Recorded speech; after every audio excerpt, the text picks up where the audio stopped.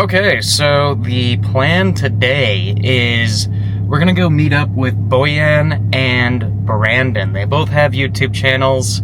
One is Car Noob and the other is Truth and Legend Productions. I'll put their channel links in the description below. The plan today is that we all wanted to collaborate on how Bojan and Brandon go about photographing cars. And ideally, we're going to get some kind of a golden hour here. It's a little cloudy at the moment, so we'll see if we get that opportunity. But either way, it should be fun. Hopefully you guys can learn something. I know I'm gonna learn something, so let's get into it. Well, would you look at that? We actually have some sun peeking out. Look who it is. Oh, hi. Alright, continue our way up this spiral. Kinda sketchy, It's super sketchy. I feel like I'm gonna scrape my wheels, but I'm not as precious about those as I used to be. It sounds like him. Yeah, he is.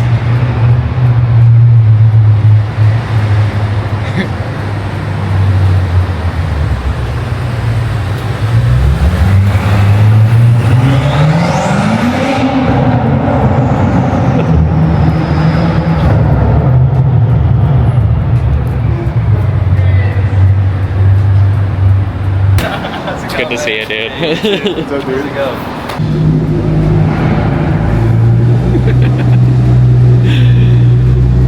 Bojan is just flooring it up this thing. We're just climbing our way up to the top to get some decent lighting for the photos. Yeah, it looks like it's gonna be pretty good.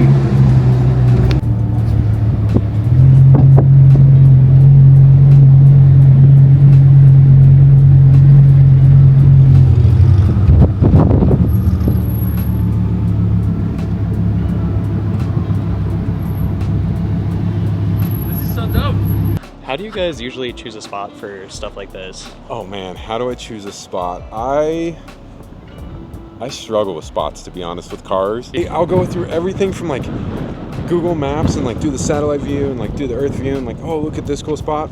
But that hasn't worked for me. Denver's much larger than it used to be. And so most of the time I just drive around and find cool things. And then I used to mark it on my map. But since I have gone from hobbyist to full-time filmer, I guess, or freelancer, I just don't do this very much. This is the first car shoot that I've done in 2 years. So, welcome back, Brandon. I mean, nice. Outside of Shift. Totally. So, totally. Independent. Because Shift has been really fulfilling that need for me right now. So, yeah. So we found this old garage because I used to work in a building close to here.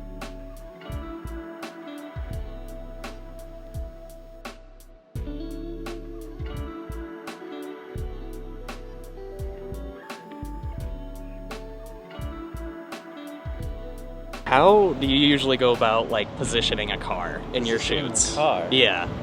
Like once I've already picked a spot? Yeah. I like to sometimes just kind of go around and just kind of look at what certain things look like. Yeah. And that can sometimes inspire me. Gotcha.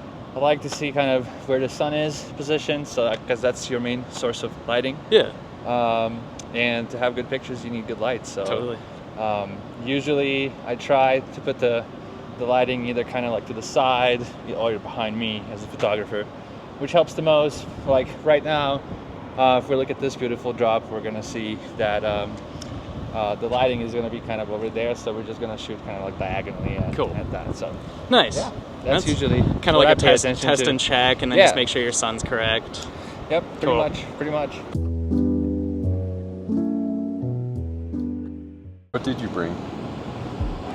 I brought a 20, a 40, a 50, an 85, and an 85 before. So primes. I do like primes, yeah. I like primes too, but on locations that are new, I always go zooms because I never know. Yeah. And I have a new love for zooms because of video work. Yeah. Just because video work, most of the time you have this big tripod, right? Yeah. And so now I just have too many lenses, and it's do I want this one and this one and this one and this one? And then I carry them and I don't use them. So yeah. So I was 24 to 70. Here we go, baby. So for sure, that would be my first choice if I were to pick a lens to buy right now. But the first thing you need is a circular polarizer. If you don't have a CPL to filter, it's this little gold thing here. It moves. This thing acts as sunglasses for your car. So if we look at this car right now, you'll see there's glare on the windscreen, there's glare on the side of it, there's glare on the building behind of it. It's all glass, right? Anything shiny is always has reflections in it. The CPL pulls a lot of those off, and you rotate it and it dials it down or up, and it makes those cars really pop and all the edges and everything work out. And then all this glass in the background also goes down, which is super helpful. So that is the number one level. That is the number one way to level up your car photography or architecture photography if you're doing a lot of buildings. So yeah, It's a very good pointer. like you can see it right here. Okay, so the car's right there, right? Yep. Okay, so there's the minimum amount. So you can see right there on the car, you see all those white spots, and then as we turn this, Oh, I saw the.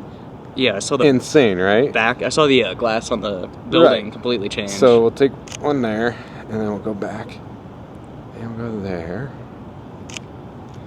and then we can look here. If we zoom in, there's the first one, and there's the other one. Before, Oh, massive after. difference. Insane. Yeah. So black windows are actually black. That's cool. Yeah. So I also use an Osmo. So here, hold on. Let's see. Let's just try this on. Nice. Nice. Let's take a look. Oh, it's still looking at you. Stop. Oh my god, yeah. That definitely makes a big difference.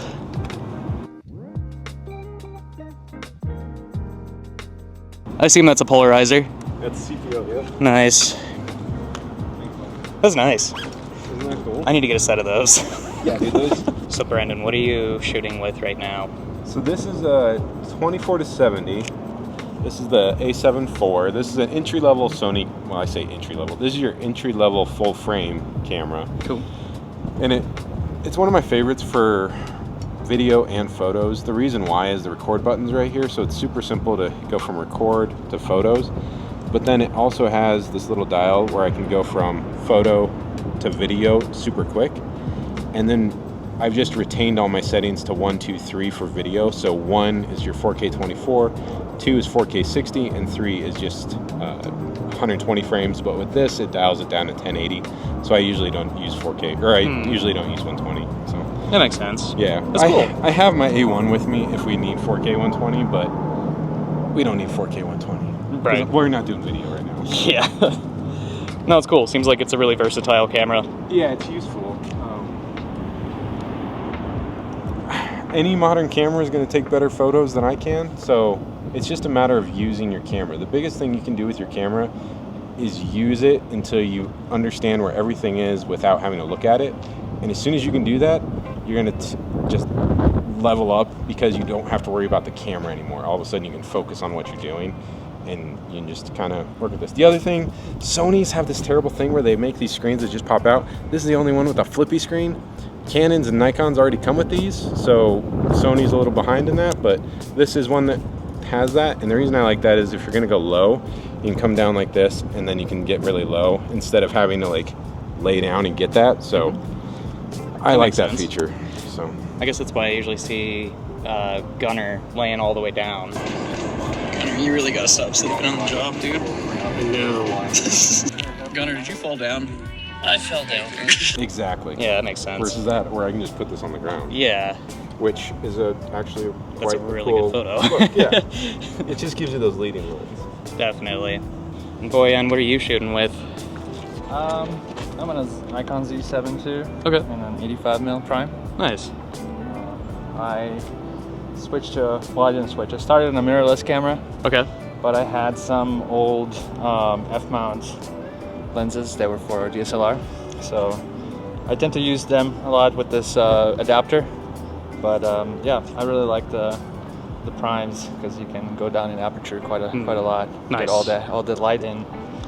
Have a lot of control over that, I imagine. Yes. Nice. I shoot in manuals, so yes. Sweet. Do you have like specific angles that you usually try to get on each car that you shoot, or like favorite angles? So I find that a lot of the angles that I gravitate towards are kind of like, I like to get the lens sort of at the level of the highlight. So kind of like if it were a person, you get it like at an eye level. So Yeah. this would be kind of like at the level of the headlight. Okay. And I tend to, that sort of provides a unique angle that that people don't get to see, you know, because if you take an angle from just like here, you already see the car this way. So like it might not appear as exciting to you as a viewer. So That makes sense. yeah. Nice. And then imagine just kind of getting as many angles as you can. As many angles as you can, yeah. Yeah. Exactly. I try to follow like the rules of thirds and Yep. all of that stuff, not leave a lot of like dead space in the photos and, Right. and all of that good stuff. So I experiment a lot. Cool. It's a digital world, so there's no reason why we shouldn't be just like snapping. So Totally. yeah, Totally. just snap and delete and try again. Yep.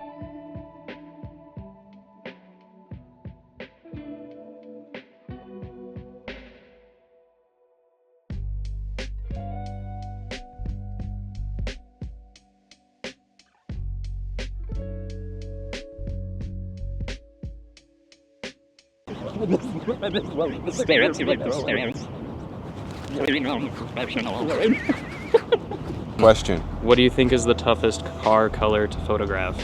Ooh. Probably black. Black.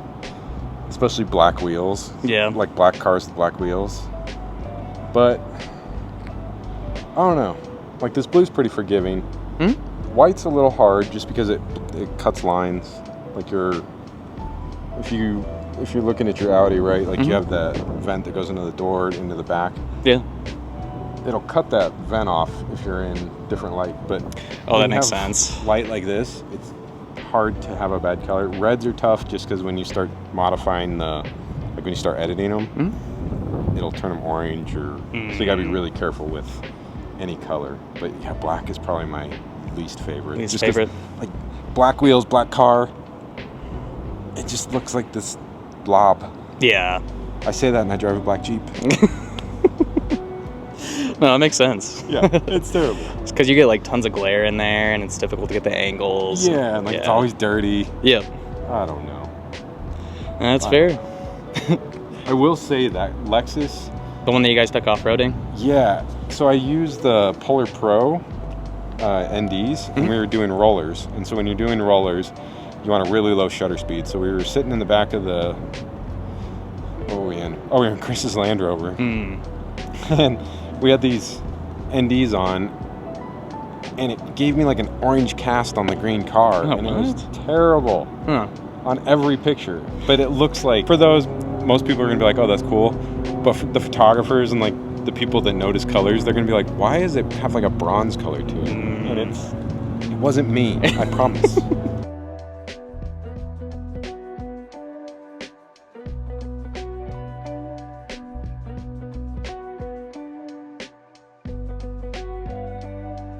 Some shots of the Audi.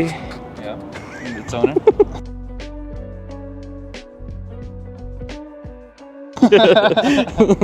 Yes, of course.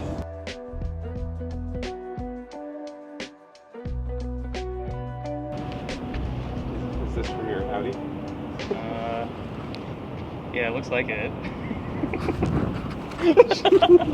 Oh. You'll never get me. Do you have any favorite angles on cars, or do you just kind of Favorite angles? do you just kind of go with the flow? I really like when that 3/4, whether it's quarter panel or front, I really like that because you get to see the front and the side.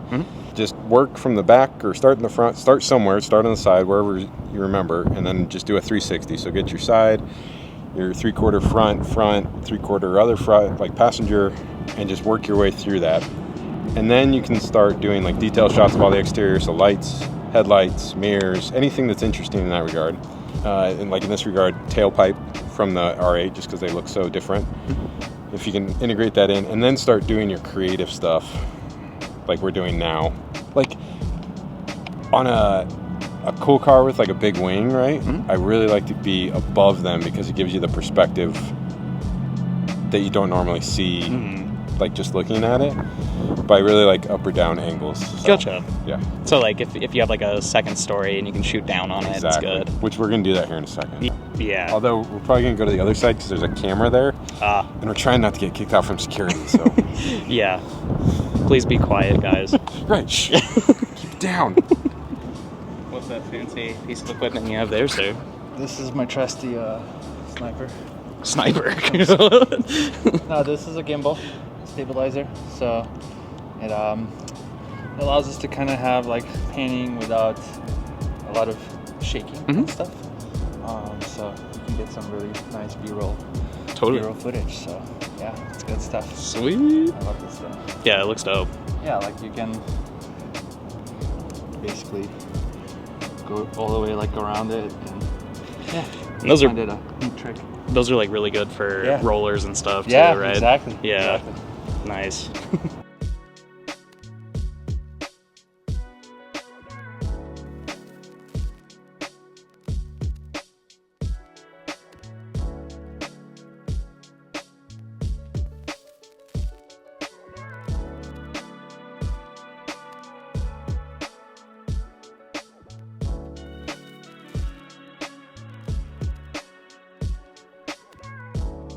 What's your idea with the brakes, sir? Well, so if you look at the car now, it doesn't have, like, it's a decent photo. We're getting good colors off it and everything. But I want the brake color off of this white behind it.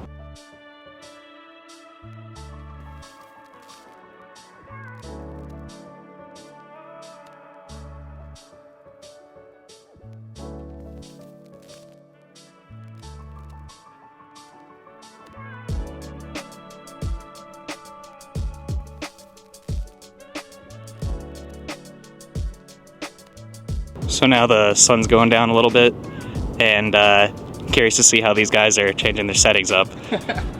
How do you change your settings when it starts getting darker? So once it starts getting darker, I like to make use of something that every camera has, which is the histogram right here. So it's kind of, let's point it at the car. Okay. That might be better. So do you see, basically, if I were to lower this, you see how it starts touching on the left. That means that something is going to be way too dark. If we were to go all the way up, now it's way too bright. Overexposed. And now if something is touching on the right, that means that something is overexposed. So basically, using this, we can kind of keep things sort of in the middle, let's say. People are usually scared of ISO. Everyone here is, use 100 ISO, don't go below that, don't go above that, really. But I found that you often have to.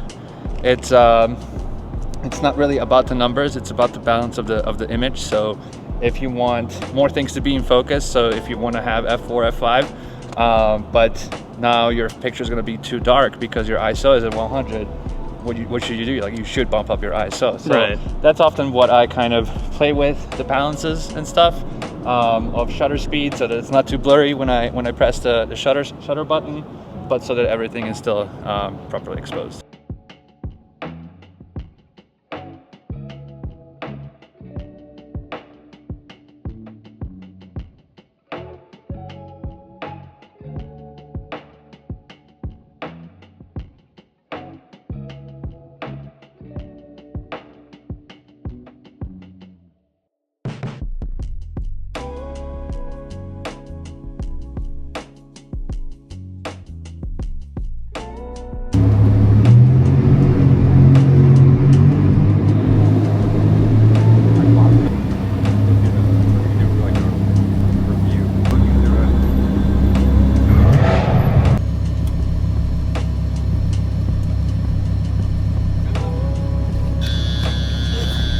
So why are you getting out?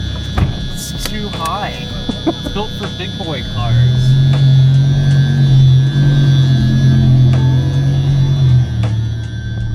Because my car's so low, brother.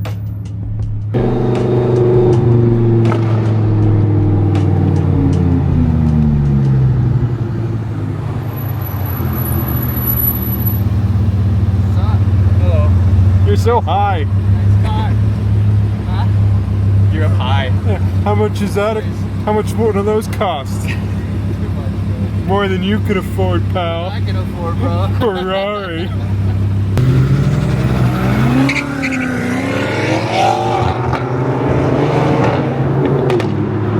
We just left the parking lot and now we're on a busy street in downtown Denver to get some like car passing by shots so you can get like the blur of the basically just the blur of the nightlife paired with the cars, so it should be pretty cool.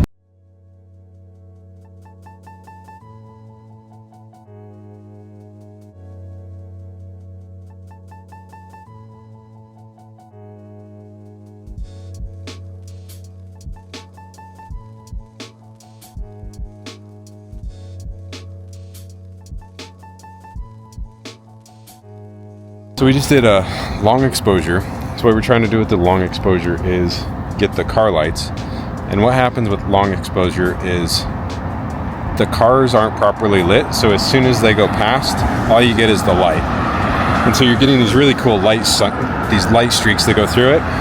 The trick here is ending when a car is not in front of the car you're photographing. And then also getting something that frames the subject well. So like a bus went by and it would have been amazing, but I was too high and it cut off the window.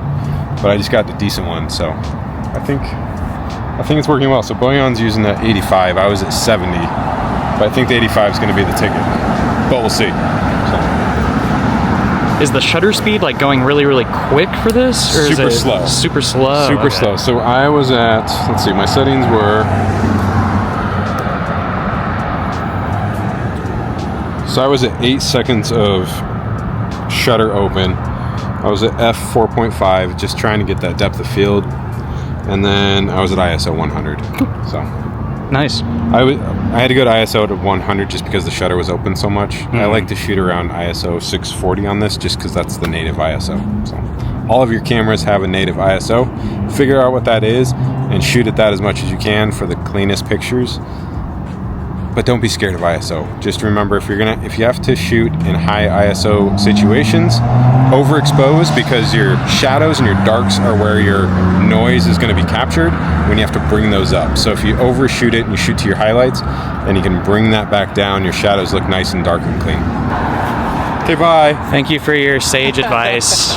Thank you for your sage advice, sir. Actually, you're gonna drop me off in my Jeep. Yeah, no.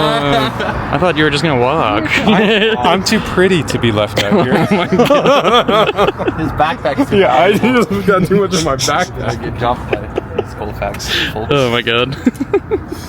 Nice.